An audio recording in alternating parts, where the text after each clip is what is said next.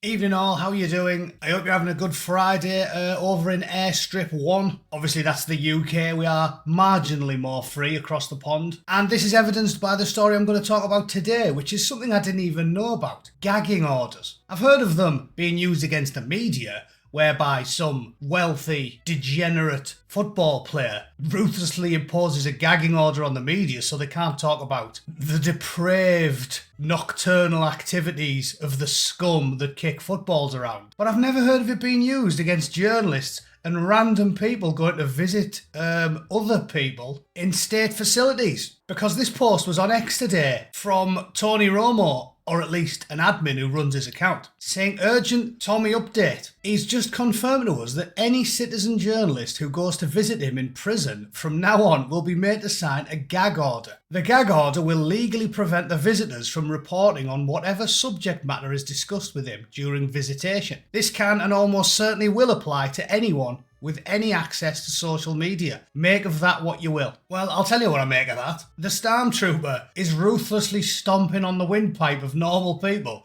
who simply wish to discuss things in public. Essentially, at this point, they're making it so that if you go and visit your mate in jail, and if this was a sane world 20 years ago, I wouldn't really care, because if you were visiting someone in prison, they were probably entirely worthy of being in there, and frankly, of not too much concern to cold-hearted, very right-wing on crime types like me. But in this day and age, there's a few hundred in there who have been locked up for mean tweets, disagreeing with the state, and being a little bit impolite on social media. So this seems to be extremely authoritarian in my book. I'm going to talk about gagging orders and what I've found out about them presently, but I do have one question.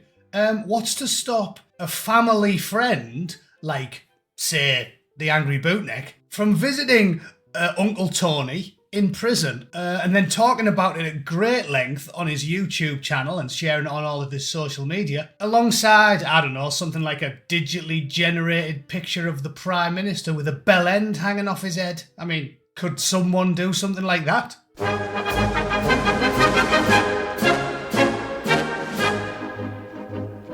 Right then, gagging orders. I didn't know anything about. I certainly didn't know you could do that to anyone visiting someone in a state correctional facility. Genuinely baffles me. It begs the question, if a family member goes in there and then goes to the pub and talks about it, have they technically broke the law there? If you take him a pack of digestive biscuits and a few tea bags, and then you discuss this possibly criminal incident in the local boozer, is there a high likelihood that the Labour Gestapo will be dispatched to the boozer and then shortly afterwards they're going to waterboard all the locals? Because, I mean, we are living in 1984 at this point. I genuinely want to know the answer to that question. So for those of you that are wondering if you could, go and visit your old pal Tony in prison and then talk about it. Maybe you could guest on someone's channel and talk about it, and then they wouldn't be talking about it. Do you see what I'm getting at? The waters get very, very muddy when you do things like Tony Blair and Keir Starmer do, and that is just massively take the piss and turn what used to be a black and white legal system into 10,000 shades of grey, because that's what they've done. That's what laws are. It used to be stuff that we arrived at by public consensus. Oh yeah, you shouldn't be able to drag a random woman down an alley and donkey one into her. Let's make that against the law. It went from that, something that everyone uniformly agreed on, to this, whatever this is, this swamp, a morass of endless legislation where talking is illegal, being rude is illegal, saying certain things in certain ways is illegal. It was never intended to be that way, and the lefty arseholes parrot this as if it's an instant argument winner every time. Actually, it's the law. Checkmate. Well, the law is an arse. It's 2024. If you don't think that, you haven't been keeping up. But I'm rambling again, so let's talk about the gagging orders, shall we? The Prison Policy Initiative made a post about this. Yes, we can ignore the pink or end mass incarceration bollocks at the top of the page and get down to the meat of it, which is how journalists can push back on prison and jail gag rules, broad policies prohibiting prison and jail staff from talking to reporters are common but likely unconstitutional. Likely. Although they most surely are unconstitutional, but when has that stopped? A rat in a suit like Keir Starmer or Tony Blair Here's how reporters can push back against these policies. Some of the most common obstacles to reporting on jails and prisons are gag rules that forbid anyone on staff from talking to journalists without approval from their supervisor or a public information officer. And they are now extending these gag rules to random members of the public who don't even work for the state,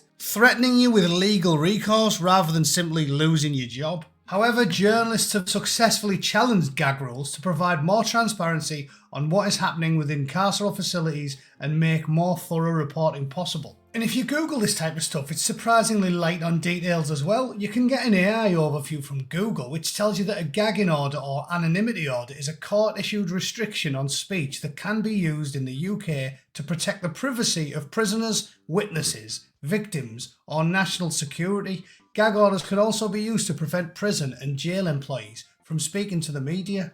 So as far as I can see from learning about this stuff, that is just outright tyrannical at this point. I can understand possibly making a rule where you can't speak about something if it's like in relation to public safety or national security, or you actually work within the prison system, so you can't pester some mega famous serial killer or something and then feather your own nest by going outside and selling stories about them to the media. That all makes sense, but as usual with these slithering snakes that are currently running things in the UK, they use existing legislation that people signed up for in the spirit of the law, let's say, to stop some scumbag prison guard whispering through the bars to someone like Ian Huntley for a couple of months and then going and writing a book about it, for example. They use that as the thin end of the wedge, and then they stomp on your knackersack when all you want to do is go and have a chat with your mate in jail, who was, of course, sent to jail for things that nobody in the general public agree should never have ended up in a custodial sentence in the first place. And this is obvious by looking at the responses to the tweet on X.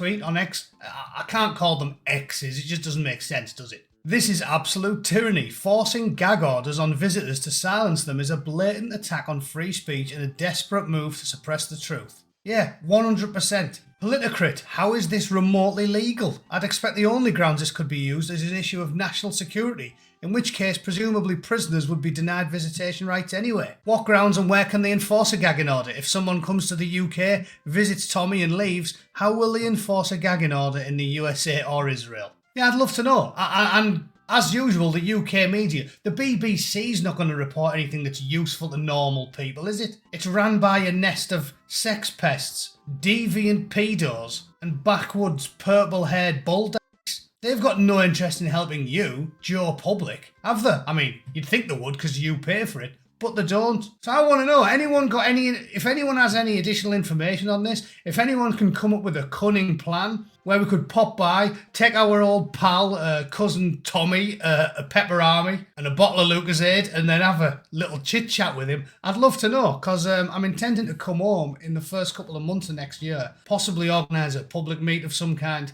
and I can do the BBC Spews live, probably somewhere in York, I think is the plan we've been floating, and we can have this out, and maybe we could swing by and see him, my old pal, and talk about the good old days when we served together in the Falklands. So, I mean, how much are they going to look into it? If your average Home Office employee probably never heard of the Falklands War, so they'll come up with something great. They'll be none the wiser because they can barely read. But that's all I've got for today. I'd love to know if this is legal, anyone who knows anything about it, and how you would go about organising a visit to remonstrate with the jackbooted yobbos that work for the British government at this point. If anyone has any information or a good plan, let me know in the comments and we'll talk about it. All right? Thanks for tuning in. I'll be doing a brief live stream tomorrow, I think, with Paula, because I haven't talked to her for a while. And that's that. I'll see you all soon. All right? Thanks for tuning in. Take it easy. Cheers.